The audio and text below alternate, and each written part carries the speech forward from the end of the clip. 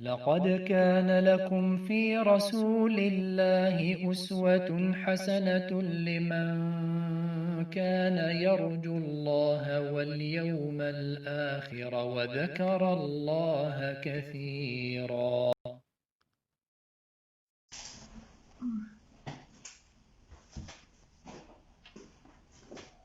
إن الحمد لله نحمده ونستعينه ونستغفره ونعوذ بالله من شرور أنفسنا ومن سيئات أعمالنا. من يهده الله فلا مضل له ومن يضلل فلا هادي له، وأشهد أن لا إله إلا الله وحده لا شريك له، وأشهد أن محمدا عبده ورسوله صلى الله عليه وعلى آله وصحبه وسلم. يا أيها الذين آمنوا اتقوا الله حق تقاته ولا تموتن إلا وأنتم مسلمون. يا أيها الناس اتقوا ربكم الذي خلقكم من نفس واحدة وخلق منها زوجها وبث منهما رجالا كثيرا ونساء، واتقوا الله الذي تساءلون به والأرحام إن الله كان عليكم رقيبا. يا أيها الذين آمنوا اتقوا الله وقولوا قولا سديدا يصلح لكم أعمالكم ويغفر لكم ذنوبكم، ومن يطع الله ورسوله فقد فاز فوزا عظيما. أما بعد، فإن أصدق الحديث كتاب الله، وخير الهدي هدي محمد بن عبد الله، وشر الأمور محدثاتها، وكل محدثة بدعة، وكل بدعة ضلالة، وكل ضلالة في النار.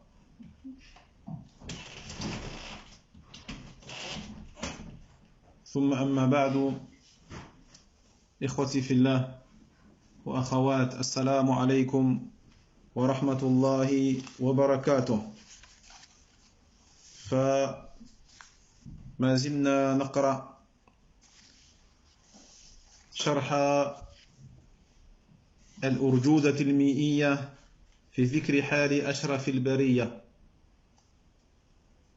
للعلامة ابن أبي العز الحنفي رحمه الله تعالى، مع شرح الشيخ عبد الرزاق ابن عبد المحسن البدر حفظهم الله جل وعلا. وبحمد الله عز وجل قد ذكرنا في درسنا الماضي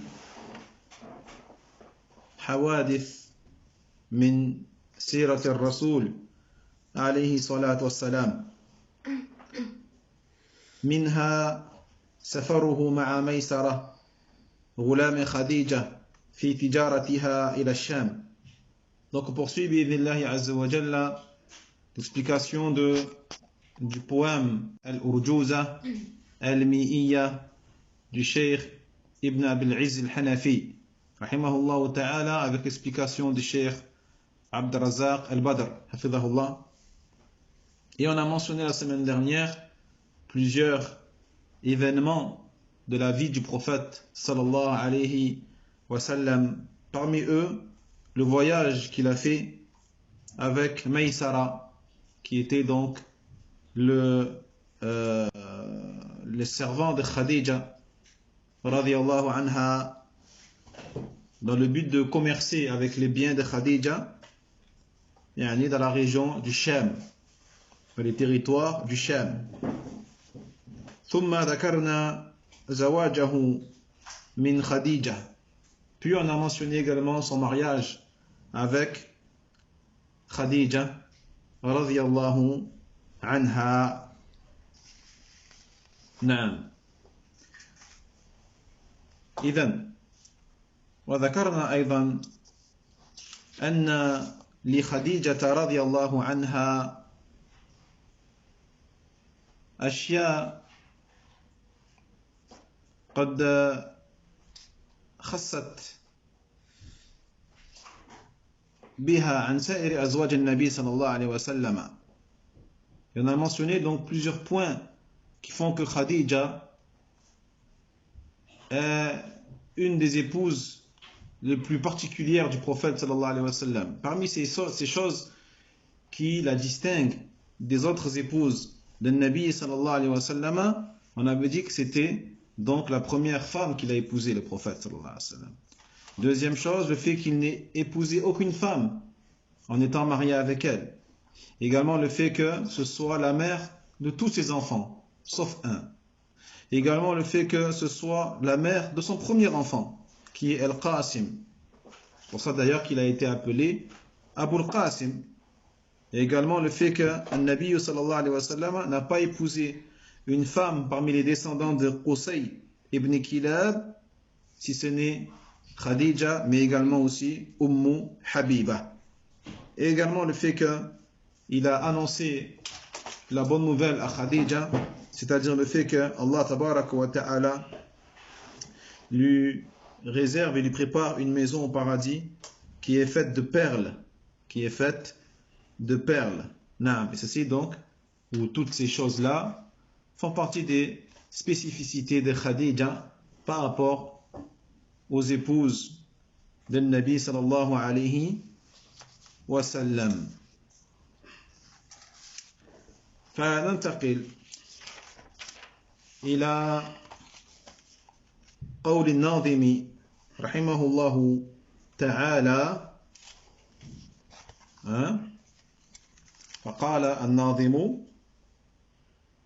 وصار نحو الشام أشرف الورى في عام 25 اذكرا لأمنا خديجة متجرا وعاد فيه رابحا مستبشرا فكان فيه عقده عليها وبعده إفضاؤه إليها وولده منها خلا إبراهيم فالأول القاسم حاز التكريم وزينب رقية وفاطمة وأم كلثوم لهن خاتمة.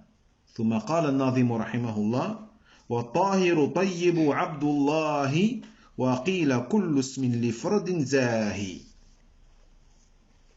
أي قال الشيخ عبد الرزاق البدر حفظه الله أن الطاهر وطيب لقبان لعبد الله. الطاهر والطيب لقبان لعبد الله وليس ابنين آخرين للنبي صلى الله عليه وسلم. وقيل كل اسم لفرد، وهذا قول آخر حكاه على وجه التضعيف، وهو أن هذه الأسماء ل3 أفراد، وعلى هذا القول يكون أبناؤه الذكور منها 4: زاهي أي جميل مشرق. طيب، donc on poursuit bi'idhnillah azza wa jal. Il dit l'auteur Ibn Abil Izz rahimahullah ta'ala, dans le sens rapproché de son poème,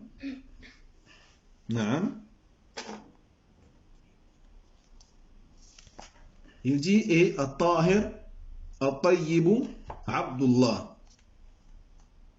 Donc At-Tahir et At-Tayyib, ce sont 2 surnoms du fils du prophète Muhammad sallallahu alayhi wa sallam, Abdullah. Donc le prophète, il avait un fils qui s'appelait Abdullah. Et Abdullah, il avait 2 surnoms. Ces 2 surnoms étaient At-Tahiru et At-Tayyibu. Donc At-Tahiru et At-Tayyibu, ce n'est pas 2 autres garçons du prophète sallallahu alayhi wa sallam. D'accord? Mais ce sont 2 surnoms de son fils Abdullah. Certains disent, malgré ça, que ce sont les prénoms de 2 autres enfants de Nabi sallallahu alayhi wa sallam. Ils disent que Abdullah c'est un enfant, At-Tahiru c'est un enfant, et At-Tayyibu c'est un 3e enfant. Vous voyez? Donc ça c'est un autre avis mentionné par l'auteur également lorsqu'il dit وَقِيلَ كُلُّ اسْمٍ لِفَرْدٍ زَاهِ. Il dit, et on dit que pour chaque nom, eh bien, que chaque nom appartient à un individu, c'est-à-dire à un enfant spécifique. C'est-à-dire, At-Tahir c'est un enfant et At-Tayyib c'est un autre enfant. Mais l'auteur ne l'a mentionné que dans le but de dire que c'est une parole qui est faible. C'est une parole qui est faible. Et on voit très bien que l'avis de l'auteur, qui est l'avis correct est que At-Tahiru et At-Tayyibu, c'est Abdullah. Parce qu'il a dit Wat-Tahiru Tayyibu Abdullahi. At-Tahir, At-Tayyib, Abdullah, c'est Abdullah. D'accord? Et donc, ils disent que, donc d'autres gens de science, disent que ce sont 3 enfants. Tayyib, Na'am. Et donc, si on prend le deuxième avis, eh bien, cela reviendrait à dire que An-Nabi sallallahu alayhi wa sallam a eu combien de garçons en tout? 4. Abdullah, Al-Tahir, Al-Tayyib et Ibrahim. Hein? Ça reviendrait à dire qu'il a eu على هذا القول يكون أبناؤه الذكور منها 4 c'est-à-dire de Khadija. De Khadija, ça ferait 4. Et si on compte tous les enfants qu'il a eu, ça ferait 5. Donc de Khadija, on a dit Al-Qasimu, Abdullah. Et si on rajoute Al-Tahir, Al-Tayyibu, ça fait 4. Plus Ibrahim, l'enfant qu'il a eu avec Maria. D'accord? Mais on a dit que cet avis-là, il est faible. L'avis fort, l'avis correct, c'est qu'il a eu combien de garçons en tout? 3. 2 avec Khadija et 1 avec Maria. Les 2 avec Khadija, c'est Al-Qasim et Abdullah, et Ibrahim avec Maria. Non. جيد.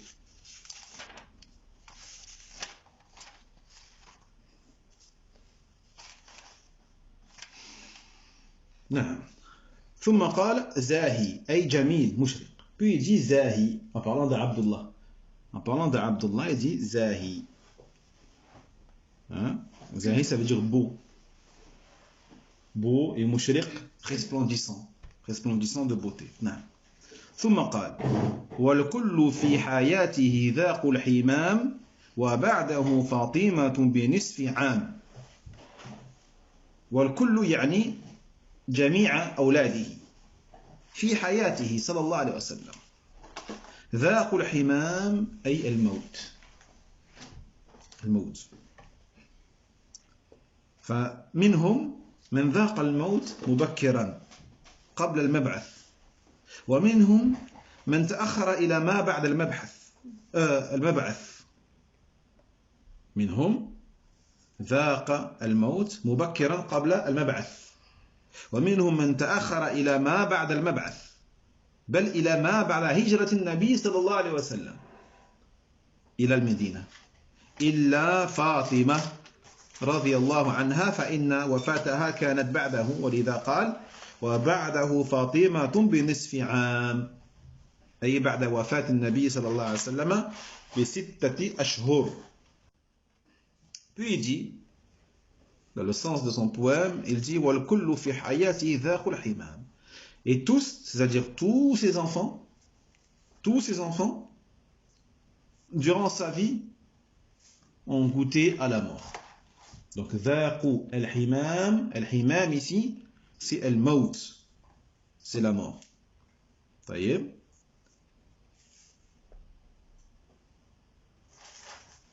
وَبَعْدَهُ فَاطِمَةٌ. Et après lui, Fatima. C'est-à-dire que le seul enfant qui est décédé après lui, c'est qui? C'est Fatima, sa fille Fatima, binisfi am, c'est-à-dire 6 mois après.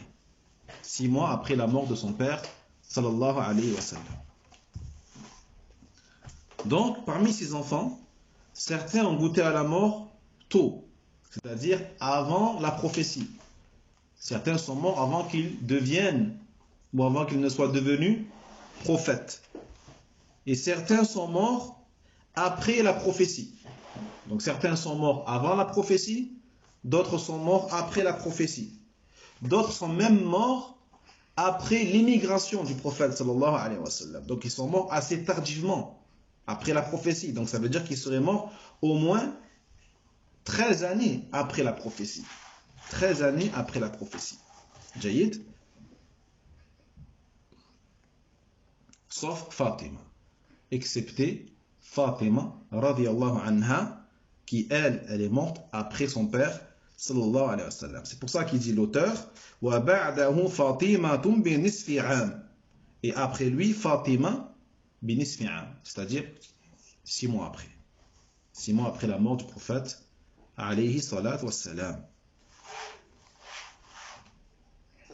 ففي الصحيحين عن عائشة رضي الله عنها أن فاطمة رضي الله عنها عاشت بعد رسول الله صلى الله عليه وسلم 6 أشهر.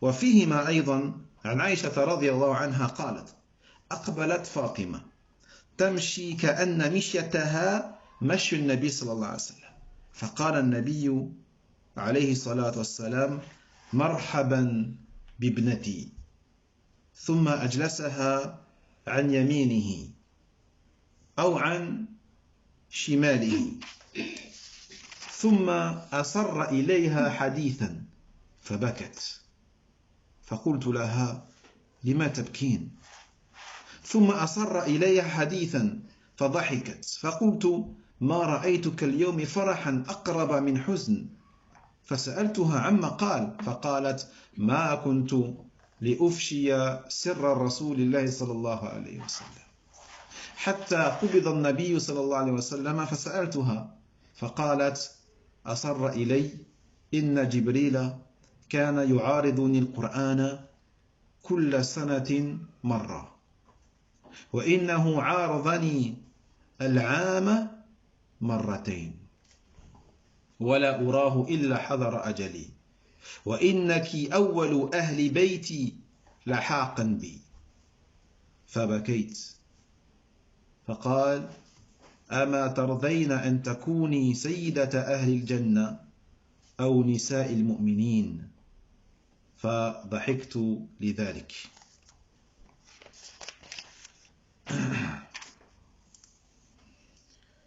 Dans les deux sahih, dans les deux authentiques, selon Aïcha radiyallahu anha, qui a dit que Fatima, donc Aïcha elle a dit Fatima a vécu après le messager d'Allah sallallahu alayhi wa sallam 6 mois. Donc elle a vécu après lui 6 mois, puis elle est morte. Et également, dans les deux authentiques, on trouve un autre hadith d'Aïcha radiyallahu anha qui a dit Fatima, donc la fille du prophète, Fatima est arrivée en marchant comme marche son père. Elle avait la même démarche que son père. Sallallahu alayhi wa sallam. Et là, le prophète, quand il a vu sa fille, il a dit bienvenue, bienvenue à toi ma fille. Marhaban bibnati. Puis il a fait s'asseoir, il a fait asseoir sa fille à sa droite ou à sa gauche. Ensuite, asarra ilayha, il lui a confié un secret. Il a parlé à sa fille, il lui a confié quelque chose, sans que les autres autour n'entendent. Donc, c'est-à-dire qu'Aïcha n'entendait pas ce que le prophète disait à sa fille Fatima. Et Fatima, elle a pleuré. Alors Aïcha, elle a dit, pourquoi tu as pleuré? Puis elle dit à Aïcha que le prophète alayhi salatu wassalam, il a fait une autre confidence. Et elle a souri. Donc la première fois, elle a pleuré, et la seconde fois, elle a souri. Et là, Aïcha, elle a dit, je n'ai jamais vu comme aujourd'hui une joie le plus proche, ou une joie plus proche de la tristesse que celle-là.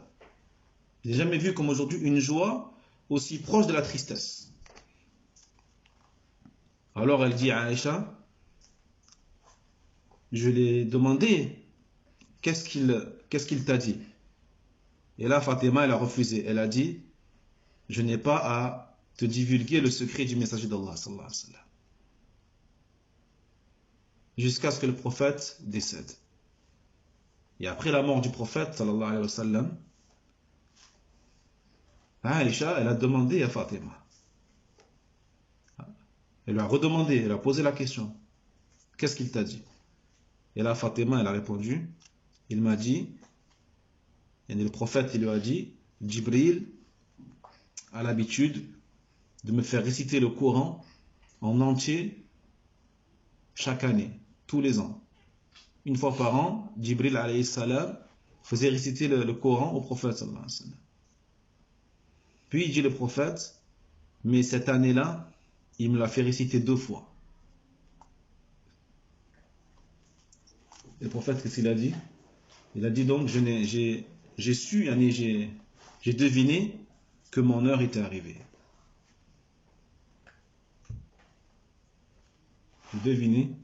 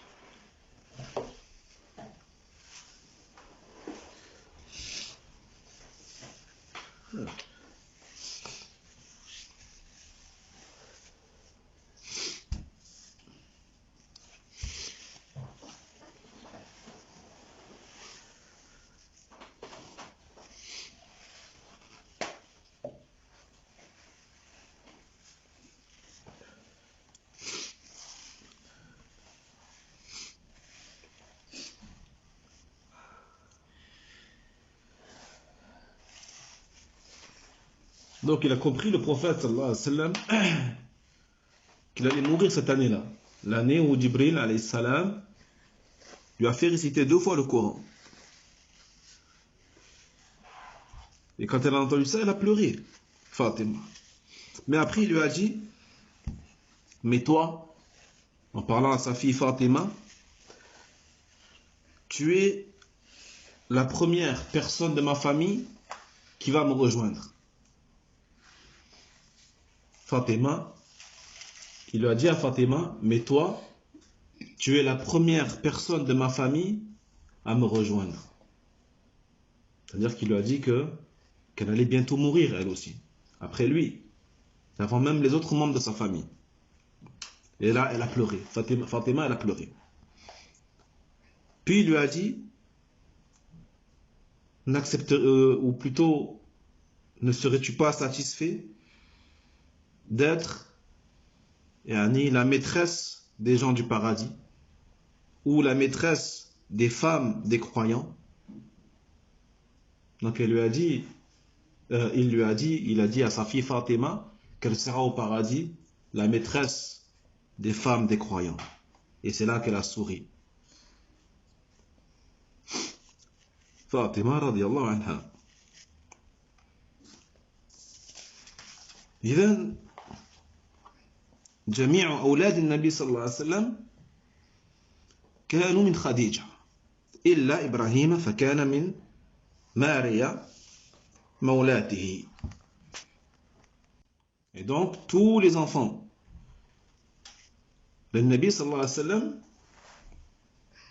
sont de Khadija, excepté, comme on a dit, Ibrahim, qui est l'enfant de Maria, l'esclave de Nabi sallallahu alayhi wa sallam. نعم. جيد. ثم قال وبعد 35 حضر بنيان بيت الله لما اندثر. ففي هذا البيت ذكر الناظم شهود النبي صلى الله عليه وسلم بنيان المشركين لبيت الله الحرام. وكانت هذه الحادثة لما بلغ سن النبي صلى الله عليه وسلم 35 سنة. قال ابن إسحاق فلما بلغ رسول الله صلى الله عليه وسلم 35 سنة اجتمعت قريش لبنيان الكعبة ذلك أن بناء البيت قد اختل وتصدع بسبب سيل عارم أوهن أساسا وصدع جدرانا فاحتاج إلى أن يعاد بناؤه من جديد وكان صلى الله عليه وسلم حضر ذلك وشهد بل ثبت أنه صلى الله عليه وسلم كان شارك في نقل الحجارة كما في الصحيحين عن جابر بن عبد الله رضي الله عنهما قال لما بنيت الكعبة ذهب النبي صلى الله عليه وسلم وعباس ينقلان الحجارة فقال عباس للنبي صلى الله عليه وسلم اجعل إزارك على رقبتك دقيقة من الحجارة فخر إلى الأرض وطمحت عيناه إلى السماء ثم أفاق فقال إزاري فشد عليه إزاره صلوات الله وسلامه عليه. Donc ici on va mentionner un nouvel événement. Il dit l'auteur, rahimahullah ta'ala, et après 35 ans. C'est-à-dire, dans ce vers-là, l'auteur, rahimahullah, il va parler du témoignage du prophète, sallallahu alayhi wa sallam, de la reconstruction de la maison d'Allah, al-Haram, de la Kaaba. D'accord? De la reconstruction entreprise par les mouchriquines, les polythéistes, de la maison d'Allah tabarak wa ta'ala. Donc cet événement-là s'est déroulé lorsque un Nabi sallallahu alayhi wa sallam a eu 35 ans. D'accord? Donc il avait quel âge? 35 ans. Il dit Ibn Ishaq, radiyallahu anhu, wa rahimah, lorsque le messager d'Allah sallallahu alayhi wa sallam a atteint 35 ans, la tribu de Quraysh s'est rassemblée afin de reconstruire et rebâtir la Kaaba. Pour quelle raison? Parce que tout simplement, les fondations et la construction de la Kaaba étaient endommagées et fissurées à cause des pluies torrentielles.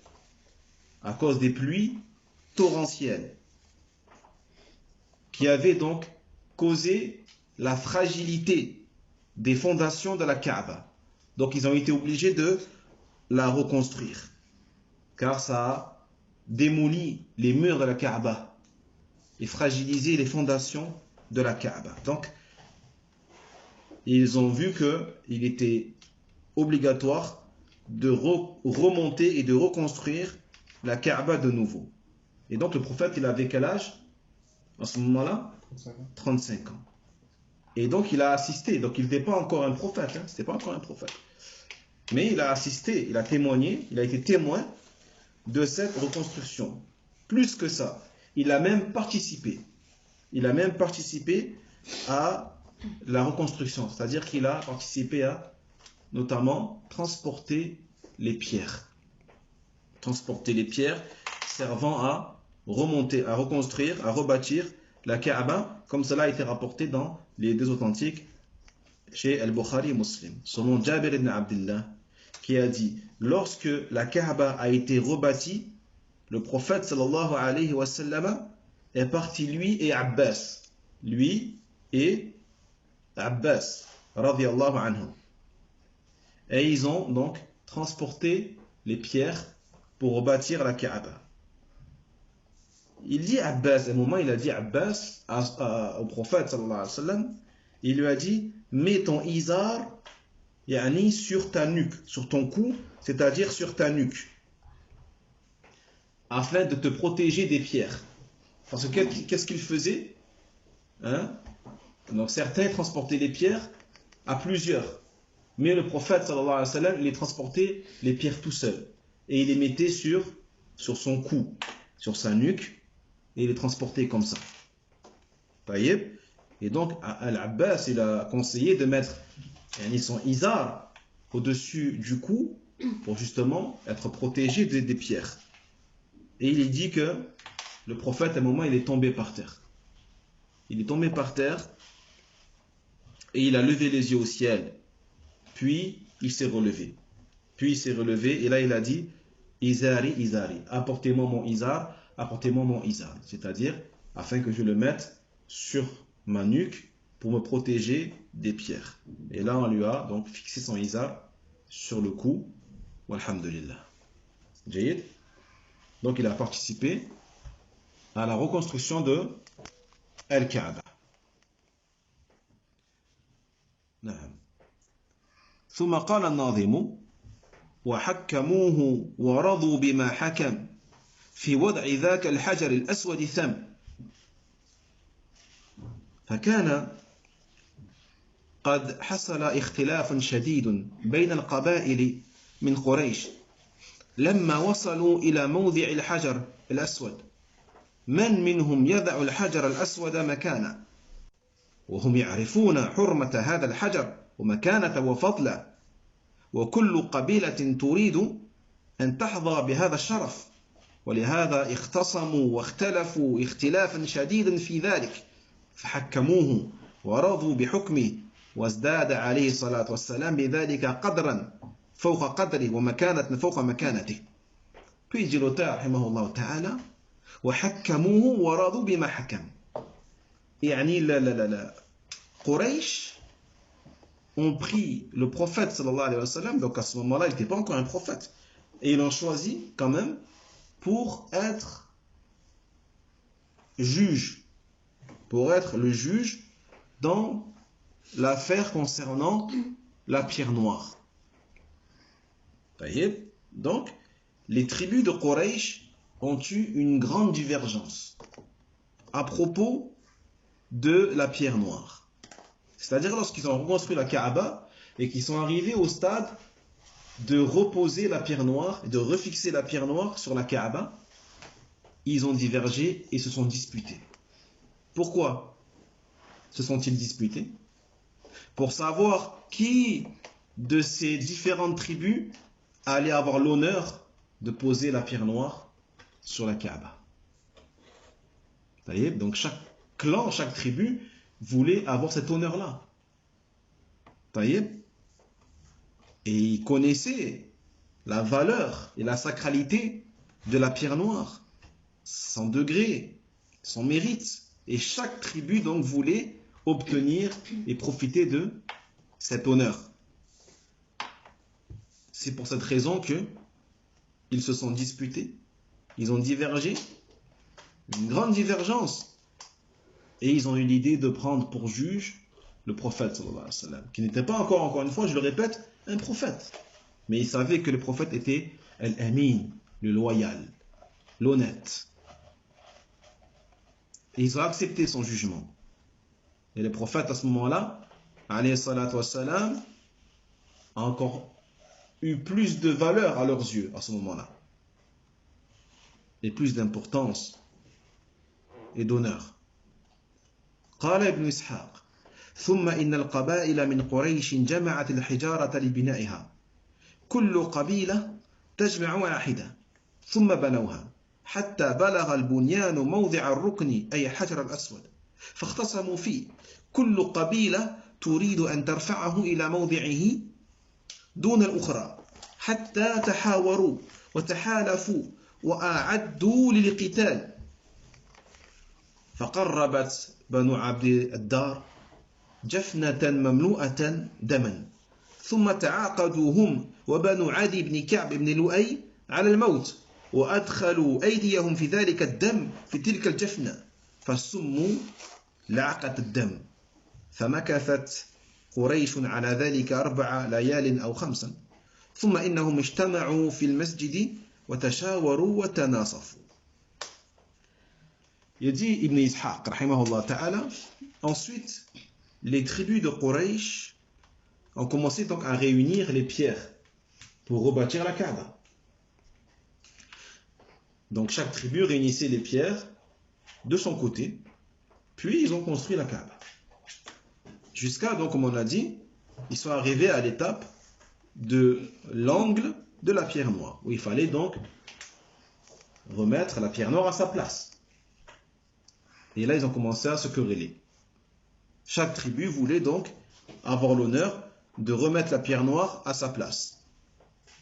Donc ils ont commencé à discuter, à débattre et à s'allier les uns avec les autres contre d'autres. Et ont même commencé à préparer le combat. Ils ont même commencé à préparer le combat. Donc ils s'apprêtaient même à se battre pour savoir qui est-ce qui allait mettre la pierre noire. Même un des clans, qui est le clan de Abd al-Dar, ils ont amené un récipient rempli de sang. Rempli de sang. Ensuite, ils ont pris un engagement, eux ainsi que le clan de Adi ibn Ka'b ibn Lu'ay, de combattre jusqu'à la mort.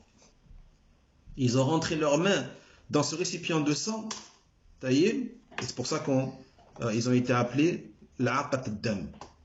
L'Aqat al-Dam.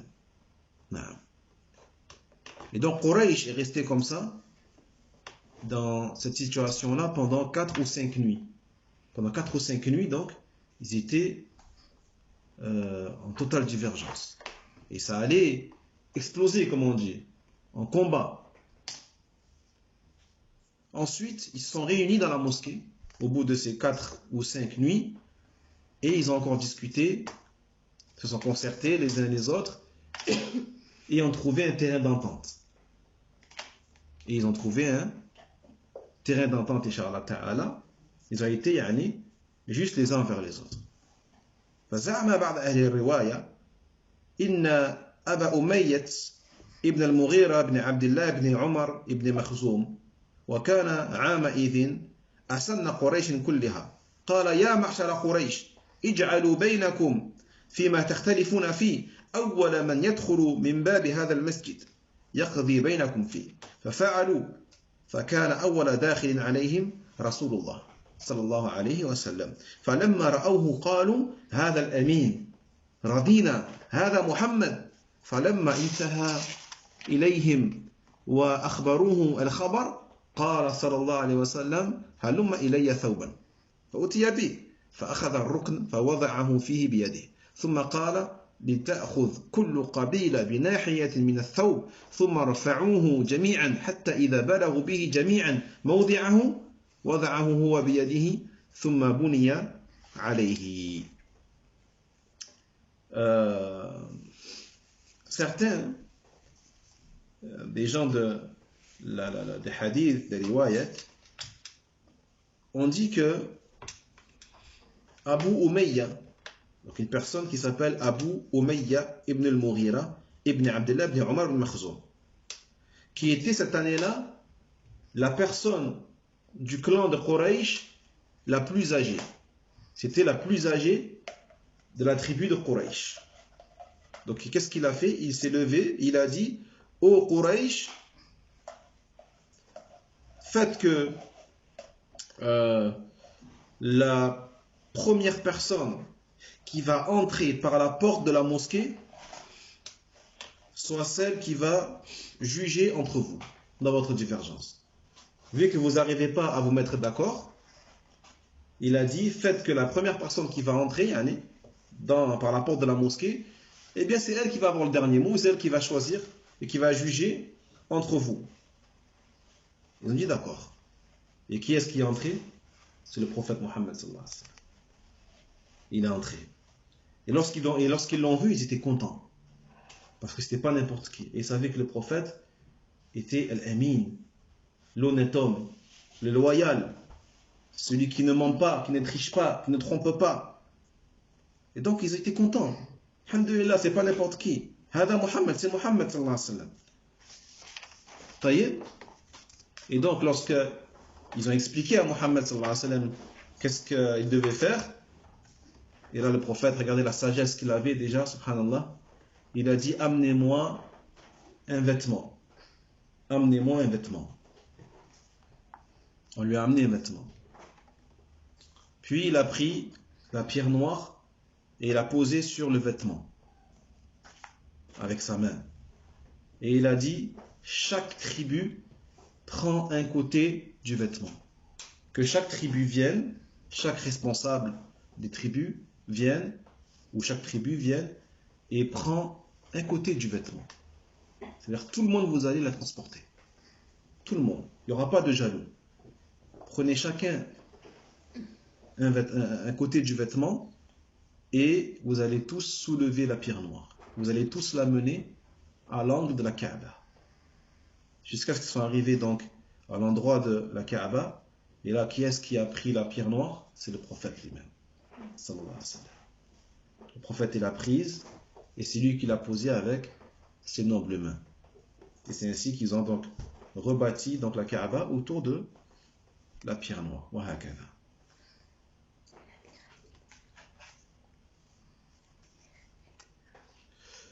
وهذا الذي ذكره ابن إسحاق يشهد له ما رواه الإمام أحمد عن مجاهد عن مولاه أنه كان في من يبني الكعبة في الجاهلية قال ولي حجر أنا نحته بيدي أعبده من دون الله تبارك وتعالى فأجيء باللبن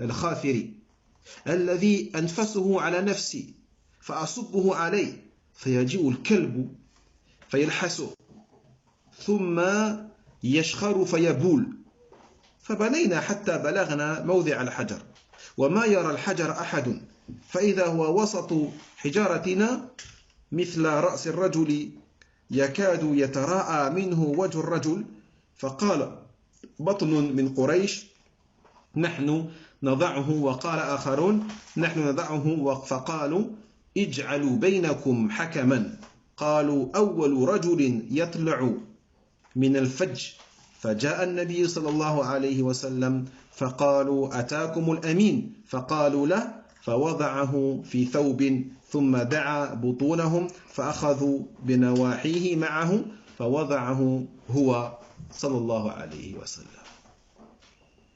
Donc, ce qu'a mentionné ici Ibn Ishaq, radiyallahu anhu wa rahima, est aussi affirmé et confirmé par ce qu'a rapporté l'imam Ahmed, rahimahullah ta'ala, selon Mujahid, selon son esclave, qui a dit que, donc, son esclave qui faisait partie des gens qui ont reconstruit la Kaaba.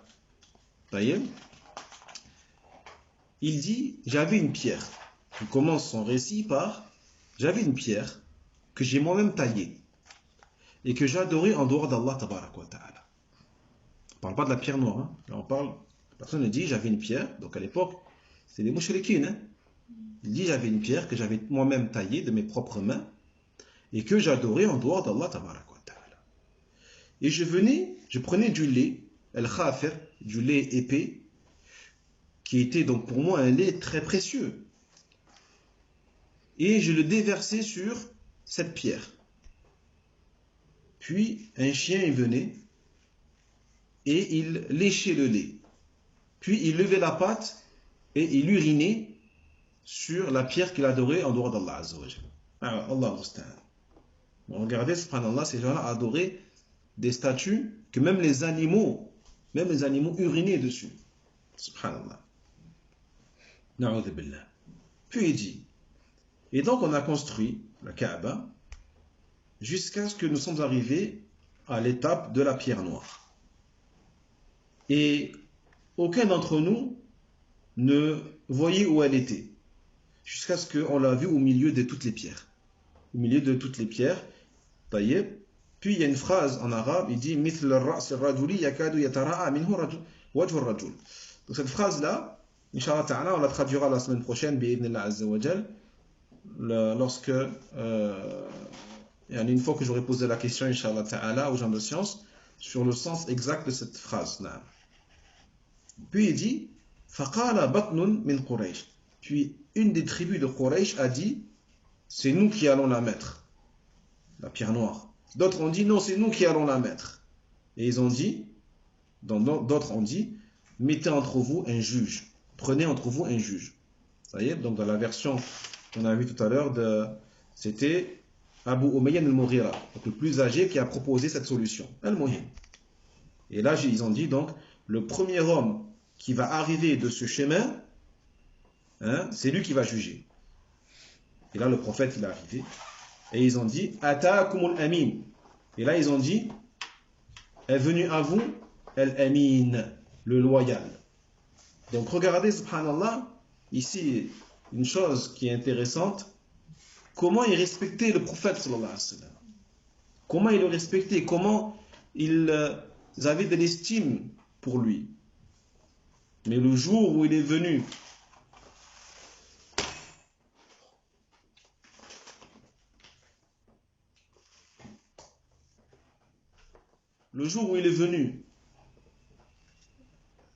en leur disant de ne plus adorer leurs idoles et de n'adorer que Allah subhanahu wa ta'ala, eh bien il est passé de la personne la plus honnête, la plus véridique, par, soi-disant, un fou, un sorcier, un menteur. Regardez comment les cœurs des gens changent, plutôt ne changent pas, hein, et comment l'estime de quelqu'un peut se transformer en haine lorsque cela ne va pas dans le sens de leur passion. Donc là, ils lui ont dit, donc, voilà, on diverge et tout, il faut que tu juges entre nous. Et donc il a pris la pierre, il l'a mise sur un vêtement, et il a appelé chaque tribu, et là, chaque tribu a pris un côté de l'habit, et ils l'ont transporté jusqu'à l'angle de la Kaaba, et c'est le prophète lui-même, sallallahu alayhi wa sallam, qui a posé la pierre noire. Walhamdulillah. نعم فنكتفي بهذا إن شاء الله تعالى. العلم عند الله. بارك الله فيكم. صلى الله وسلم على نبينا محمد وعلى آله وأصحابه أجمعين وآخر دعوانا أن الحمد لله رب العالمين. وينجي الله الذين اتقوا بمفازتهم لا يمسهم السوء ولا هم يحزنون